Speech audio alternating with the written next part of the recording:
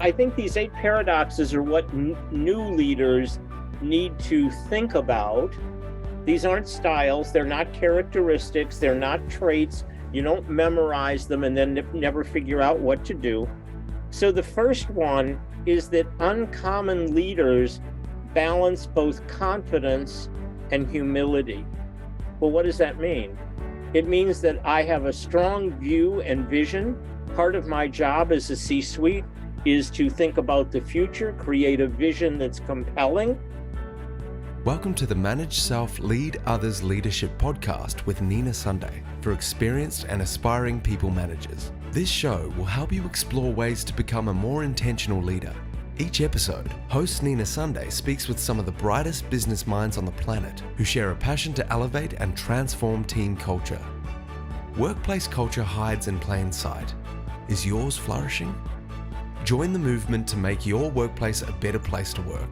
Are you ready? Because it's time to manage self, lead others. Are you ready to discover your true genius as a truly great leader? This is the hero's journey. You are the hero. Dan Silberberg believes each person is here for genius work, and he's pretty good at figuring out for most people what their genius is and reflecting it back so they truly see it. Are you ready to gain deep insight into who you are as a leader and who you can become? Dan Silberberg's expertise as a CEO, combined with his proven track record turning around troubled businesses, has earned him a reputation as a trusted advisor.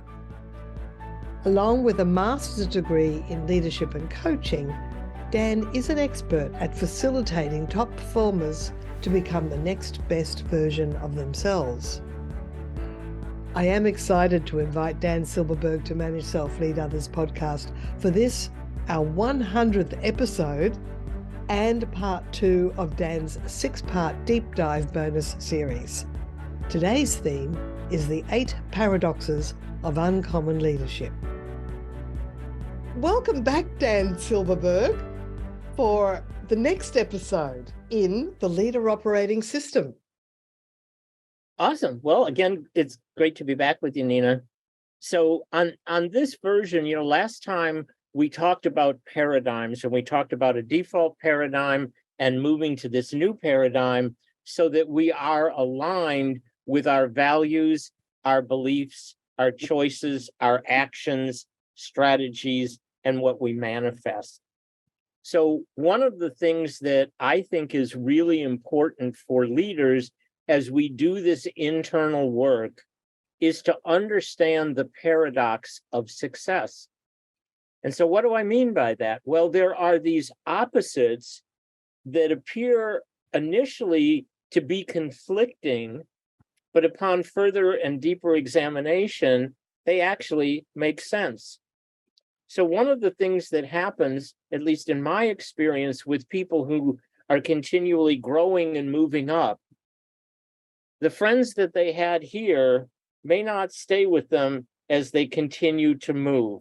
There may be jealousy, there may be intimidated, they may just go, we're not aligned anymore. So lots of things happen. And so as we grow in our lives and in our businesses, sometimes we alienate, sometimes we lose folks, sometimes we even have our own self-doubt. So one of the things that CEOs say all the time is how isolated they are, right? Yeah. Well, part of that, and a lot of CEOs would tell you, it's really hard to get my people to tell me the truth, right? So if I tell the truth, will I get fired? Sometimes it's easier for people from the outside to be an interpreter, right? And that works, but it is self-isolating. So for great leaders, I want to talk about 8 paradoxes. 8 paradoxes. Yeah. The magic number 8. Yeah, number 8, the 8 ball. And the whole idea here is this is the new generativeness of being a leader. Yes. So what's happening out in business right now, 70% of people are not engaged in their work. Part of that is the human connection. Part of that is the work isn't meaningful, right? There's quiet quitting. So I'm only going to do the minimum. I'm not engaged enough that I want to actually excel and go beyond. Talent is leaving in droves, and the people that should be leaving are staying put. That's not helpful, right? And so if we're going to grow as a leader individually, I think the biggest determinant of a great leader is how many leaders they grow themselves. That's right. How do they build the capability of the people coming up? And are they doing it without fear?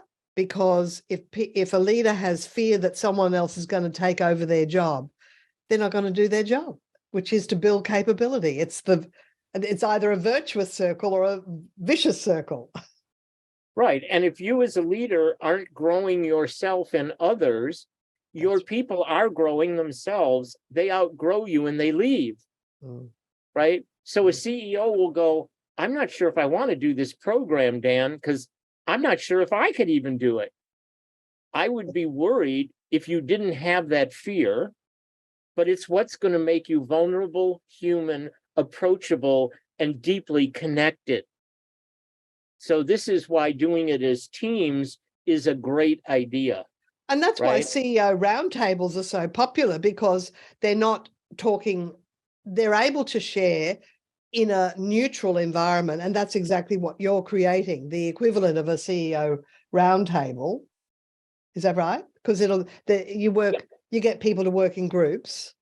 Right. It's called the Leader Council. It'll be 15 people. And yes, the whole idea is a cohort and a group of allies. Yes. And what's interesting is when I'm telling my story, all the people in the room are identifying in their own way. And so we're all doing our work. I'm not a leader who tells you what to do.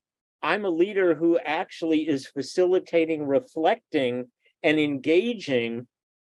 But I get to do my own work too. I'm not going to be telling you about me all the time. That's not the approach. But there are things that I'm going to hear from you and I'm going to go, I need to come back and visit that. I'm going to bookmark that in my mind. Exactly. And that's what's great about being a facilitator that goes into organizations, because you see the patterns across teams and you can actually apply that to yourself as well. Yeah. Right. So I think these 8 paradoxes are what new leaders need to think about. These aren't styles. They're not characteristics. They're not traits. You don't memorize them and then never figure out what to do. So the first one is that uncommon leaders balance both confidence and humility. Well, what does that mean? It means that I have a strong view and vision. Part of my job as a C-suite is to think about the future, create a vision that's compelling. I want to be inspiring of others who want to get in the boat and row so that we're all going to something. So I need to have that level of confidence. And yet, once I've articulated that, can I be in receivership? Can I listen to the other people on the team genuinely and attentively to really understand where they're going to go with it? So why am I talking about this? So if you look at one of the things as a great leader is that you need to understand that you don't have peripheral vision. You don't have wide vision. The way we all work is we work in spotlights. So if there's a black canvas, my perception is this, your perception is this, Tim's perception is this, Bill's perception is this. And in the more spotlights we have, the more diversity of thought, the more different. So a supply chain person, his spotlight will be on the supply chain. A marketing person, it'll probably be there. You as CEO probably have this holistic view, but the way the brain works and the way we work, we tend to be like this. So if you have a camera, you have a normal lens and it focuses. So if I'm looking at you right now, I'm really focused on you. I can see that there's a board behind you. I see there's a table behind you. I see there's a window behind you, but they're really in the periphery. I'm not, but I'm concentrated on you. And so if I get that humility of wanting to know sincerely what you're thinking, and people believe that I really want to know that, I'm going to have a much bigger play at it. I'm going to have more people engaged in it. They're going to go, you know what, he really listened to me. And at the end of a meeting, I might go, you know, Nina, I know this is what you wanted to do. I want you to know I heard you. I want you to know I value your opinion. And although I'm not going with it this time, please don't give up. I want you to stay front and center. Okay. Isn't that And lovely? That's lovely, because that's saying, I value your ideas, even though we're not going to follow through on it. Keep coming up with ideas. So few managers even think to do that. right. So you're seen, you want to be seen, Yeah. and you want to know you matter. And Yeah. in that exchange, you do. And I might even say, I hope you'll get in the boat with us. Will you get in the boat with us? I might even give you a piece of the thing that I think is closest of the project to what you were talking about. I might, depending on who I am, go, I want to go this way. I want you to take 3 hours a week, and I want you to go down the lane you wanted. Let's see where it goes. I'm open to that. Isn't that lovely? I love that Right? idea. So That's what do I Google now? used to do with allowing their staff to work 10% of their time on their own project. I mean, how brave is that? But also, hey, that's what keeps good people.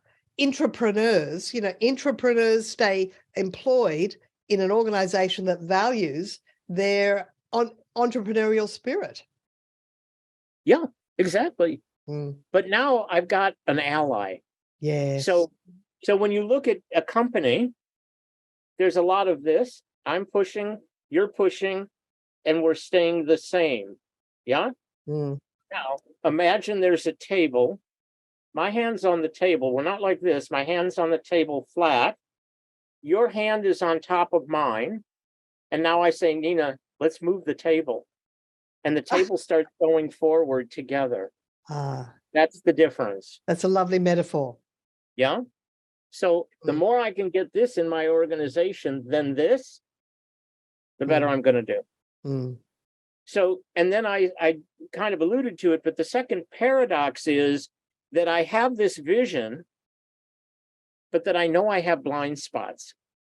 And that's this idea of spotlighting. So my experience, I've been in business a long time. I want to do this initiative. I've seen this game before. I decide, here's the 5 things we need to do, that'll do it. Well, the market's changed. I did that thing 3 years ago, right? Now I've got a new digital marketing person. Now I've got a new online e-commerce business that I didn't have. So you know what? I need other people's spotlights. How do I put that into the vision? Or as I start to get all these spotlights, might I shift the vision even slightly? Maybe I start over. Maybe I go, you know what? Now that I'm understanding this from so many different perspectives, I think we could enhance this. So, and the rate of change is increasing exponentially. We've just had AI sort of really start to influence proactively, and things are going to change rapidly. Yeah, so we have to be on the front foot and revisit our past decisions, even if they were only a year or 2 ago. So all of this makes work more meaningful, more engaging. Absolutely, it's exciting. Right? So now the next paradigm for uncommon balance is this idea of both visibility and invisibility. So visible, I want you to understand, these are my 3 priorities. Invisible is, I want you to take the ball and run with it. So if I want to go from here to here, I want to be visible and articulate as best I can. I want to open Europe, and I'd like to do it in the next 9 months. I'd like to start with Germany first. I'd like to start with France second. I'd like to start, with the Scandinavian companies third. We get everybody agreed. Oh, by the way, now I want you to do this and this and this and this and this and this and this. No, I need Well, to be that's invisible. delegating. Yeah. But there are a lot of people who want to not only tell you where we're going, they want to tell you how to get there. Yes. Yeah. Such So a mistake. So why did I hire you if I'm going to tell you everything that you need to do, park your brain at the door? That is a leader who's scarcity, who's not trusting, who fears that the outcome won't happen, is showing distrust of his team. Thinks they have all the answers. Right? Well, it's not even that they have all the answers. They're uncomfortable delegating. See, the idea of delegating isn't you just tell people, go from here to here. It's checking in. Yeah. So, Nina, it's been 2 weeks now. We were going to have these milestones. Where are we? Well, I'm ahead of it. So I think I'm going to get it done earlier. Or, you know what? I'm behind. Well, as a leader now, what is the resistance? What do I need to clear for you so that you can get on target? Not, well, what's the matter with you and how come you're not on target? Where are the resistances? And if my job is to clear resistances, your job stays of you doing what you're supposed to do. You know, you've really nailed it. Now, it's something that I've started to become aware of is this question that the manager asks the direct report, what are your obstacles? How can I help clear them for you? And that's through my exploring what to say in one-on-ones with people. And so the question that comes out is, ask them, what's holding you back? How can I clear that for you? You've really, I think that's so important, Dan. Well, it's a different perspective, right? And we're talking about perspective, and we're talking about the lens with which we see the world. So the fourth paradox that's uncommon is the balance between being stubborn and open-minded. So if we're going to look at vision, mission, and the values that we articulate for our enterprise, those are foundational. But am I open-minded enough to look at different ways of achieving things within that realm? Maybe even values that were set a decade ago need to be updated. Am I open-minded enough to say, I'd like to have another meeting about our values and see, are they still the ones that drive us? Or are there new ones? Are there ones that need to be eliminated? Are there new ones that need to be included? Are we good exactly the way we are? So I want to always be encouraging new ways of thinking. Refreshing the values is a really good tactic because some values were created in 2020. Right? They may not be the ones that drive people today. Exactly. And you have a new generation coming through too, and they have a different perspective around what drives them. So we have to have the language of today, not the language of yesterday. Well, just think about the idea of remote work. Are there new values that need to be put in place because we're now going to work remotely that we didn't have when everybody was together? When we had a smaller company before we decided to go global, there was a lot of interaction. Everybody knew everybody's name, right? And now all of a sudden and now we may go from centralized value to decentralized, right? So there's lots of different things. And really the underlying question, how do we make decisions? For a lot of companies, they have all the beautiful stuff on the wall, the vision, values, and mission. They don't make any decision based on that at all.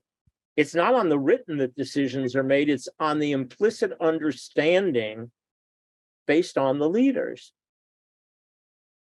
So it might be we tell the truth and we're people of integrity. And then we get caught for bribing people in South America to put our business there. Okay, so here was what was written, but here was the implicit of what's really going on.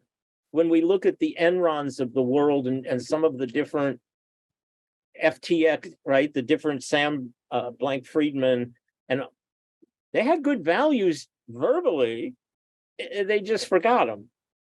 So, But the so other that, thing too is most people just make decisions. They don't think about how they make them, nor have they studied frameworks for good decision making.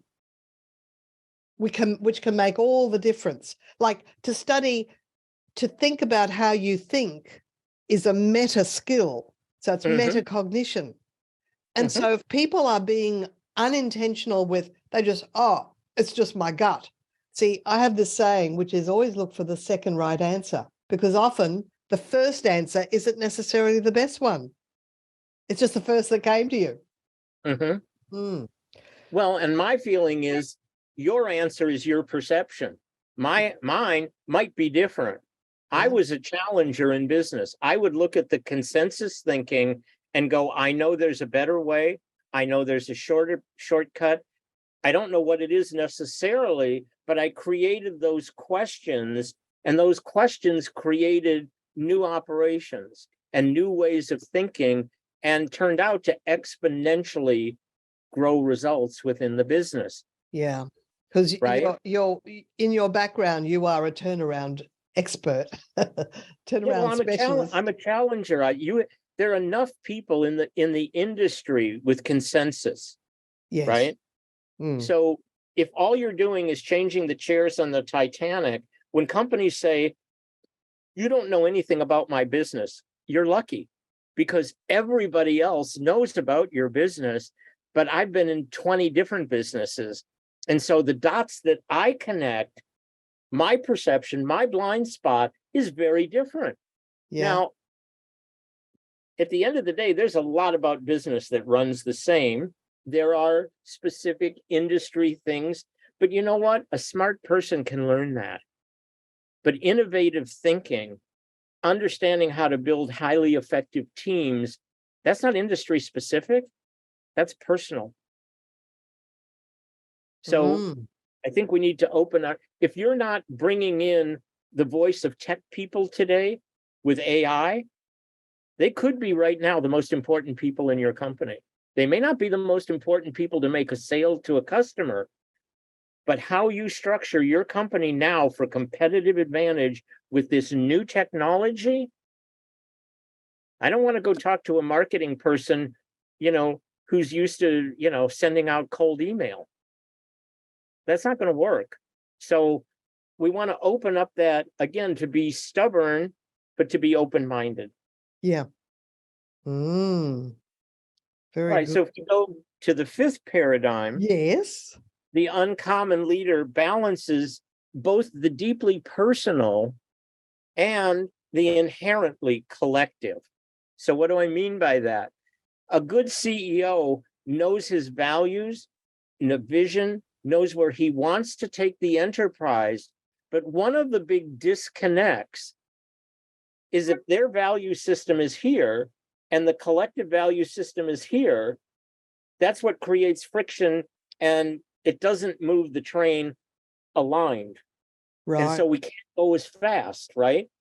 So I want to say, here are some red lines for me as a leader, but I also need to know, how do I fit in your collective view as well? So in a normal hierarchy, top down, command and control, do as you're told, that's a very hard paradigm. Yeah. Yeah. Well, that's parent to child. It creates that parent-child relationship, and what you want is an adult to adult relationship. So Right. command and control, not a good idea.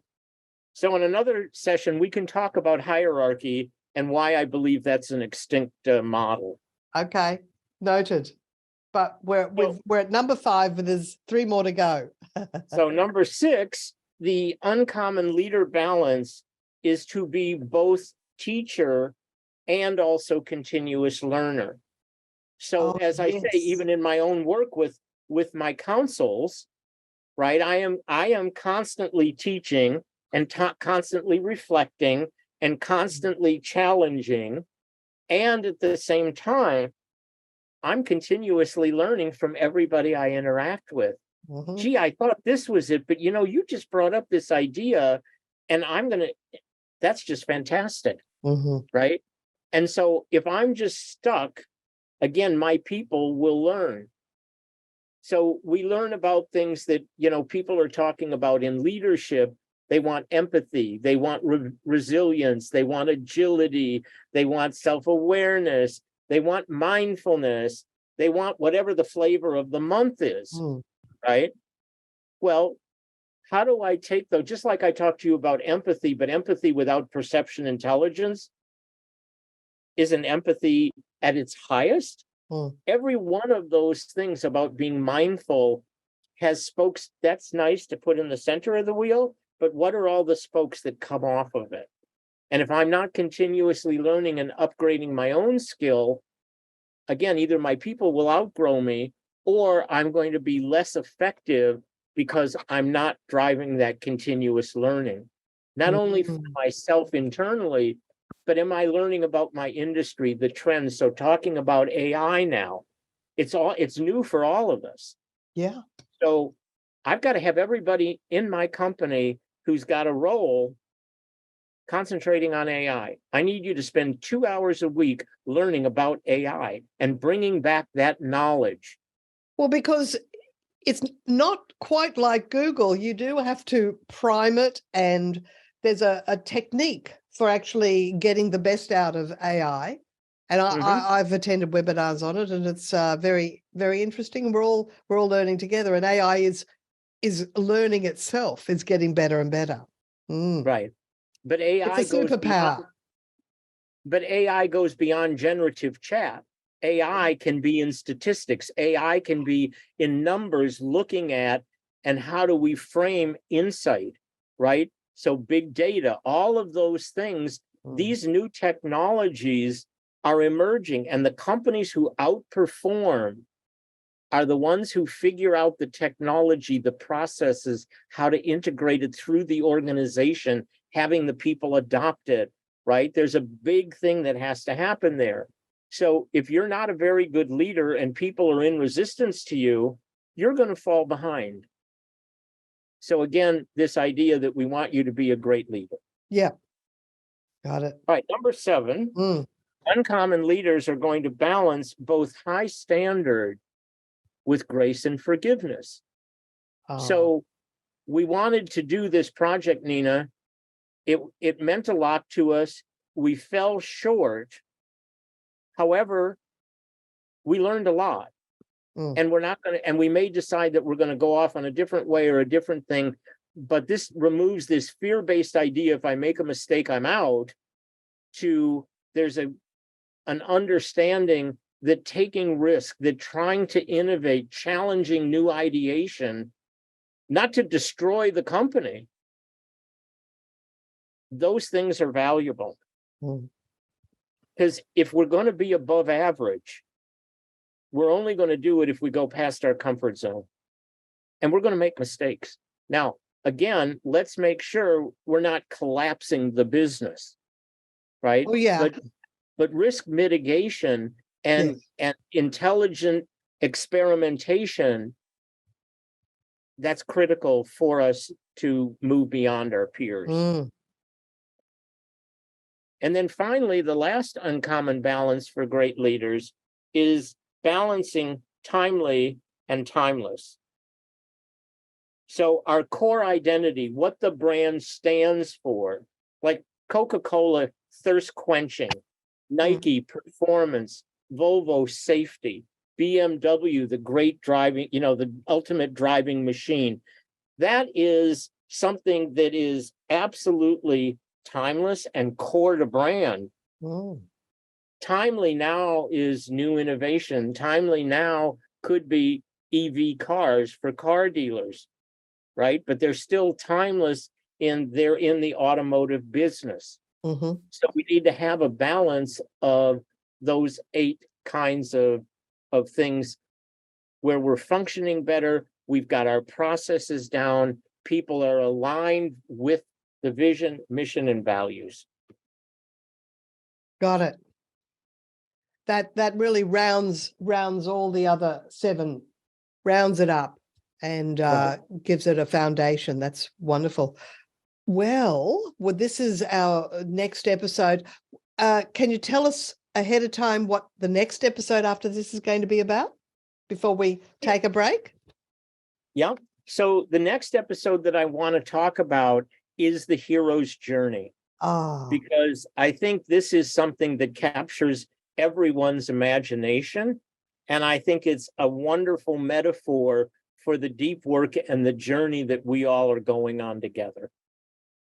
Fantastic. And I look forward to that, because if people wanted to read up on the hero's journey ahead of time, is that Joseph Campbell's work? Joseph Campbell. Yeah. Yeah. I think if they look up Wikipedia and look up Joseph Campbell and the hero's journey, they'll see the curve. And my favorite milestone there is the call to adventure. Well, all right, we're going to talk about that because that's the beginning. But if you like Harry Potter, if you like Star Wars, if you like the trilogy, the Tolkien trilogy, if you like all of that, all of those are built on the hero's journey. All of the great movies are, yeah. This whole deep dive is you are genius, you are a hero, and what we want to do is unleash that genius of you into the world. Fantastic. Thank you, Dan. See you next episode. Nina Sunday is on a mission to help leaders transform culture. To book Nina Sunday CSP to speak at your conference, visit ninasunday.com to request a proposal. Nina travels from Brisbane, Australia for in-person presentations Australia-wide. Twice certified virtual presenter, Nina Sunday presents virtually, globally, for any time zone. If you're like me, you're concerned how leadership is one of the least understood topics in business today. Leadership skills are all over the place. The market in leadership development is $60 billion. But some say there is no one definition of leadership, no consensus. And if you Google the search term leadership, you'll get a million ideas, style traits, characteristics, frameworks. Some talk about being a heart-centered leader. Others talk about conscious leadership or being a human leader. Many ask, are you a transformational leader? If you want to work with leadership coach I trust, that's Dan Silberberg. Dan's storied career as a Forbes 250 CEO, combined with holding a master's degree in leadership and coaching, Dan facilitates top performers to become the next best version of themselves. Just imagine Dan Silberberg is your personal mentor to help you uncover the genius within you. Joining Dan Silberberg's Leader Council starting soon could be the deepest and most exciting professional development of your career and your life.